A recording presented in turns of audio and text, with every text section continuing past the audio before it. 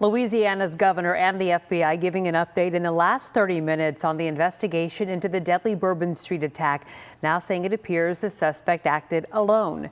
We begin with a live look at Bourbon Street, which the FBI confirmed is no longer a crime scene. You can see, though, it is quiet. It has been released back to the city, ready to reopen to the public. They said it will happen later today.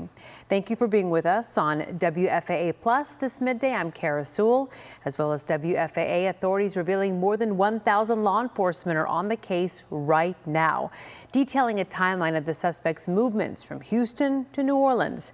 Natalie Haddad has been monitoring that 10:30 update from authorities and joins me right now. A lot of questions from people in that room. A lot of questions and a lot of updates we just got from the FBI and city officials just 30 minutes ago. They provided a detailed timeline of the suspect's whereabouts in the days before he went to New Orleans and insight on whether anyone else was involved in this attack. FBI says the premeditated attack started on December 30th when Samsudin Jabbar rented a truck in Houston where he lived. On December 31st, the next day, Jabbar drove from Houston to New Orleans. That same day, FBI says Jabbar posted several videos on his Facebook page. In his first video, he said he planned on hurting his friends and family, but later stated he did not think the news headlines would focus on the, quote, war between the believers and non-believers. Now, in his videos, Jabbar said he joined ISIS before the start of summer. He also provided his will and testimony. Now, to recap, the attack happened in the early morning hours of New Year's Day, Wednesday. Suspect Samsudin Jabbar plowed through crowds of people on Bourbon Street in New Orleans. He later got out of his truck with an AR-style rifle and shot at police. Police shot back and killed him. 15 people died, including the suspect. 35 people were injured. Now, like we've mentioned, Jabbar is a Texas man who used a rented truck in his attack.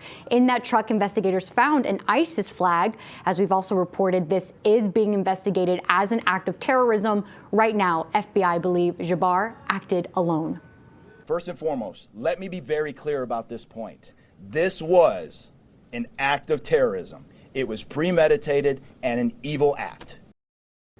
Now, that was the FBI speaking. They say Jabbar was seen on surveillance footage planting IEDs on Bourbon Street in the French Quarter of New Orleans, and then another one 2 blocks away. Now, reports of other devices planted proved to not be true. This, again, according to the FBI, who you just saw on your screen there. Officials with the city of New Orleans announced moments ago as well they will reopen Bourbon Street and the French Quarter prior to the Sugar Bowl. They say this is an effort to unify the city after this tragic event. Remember, the day of the attack was the same day the Sugar Bowl was scheduled between Georgia and Notre Dame.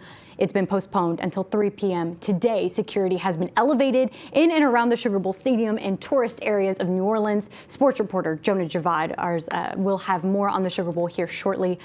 With that, I'll send it back to you, Kara. Okay, thank you, Natalie, for the update. So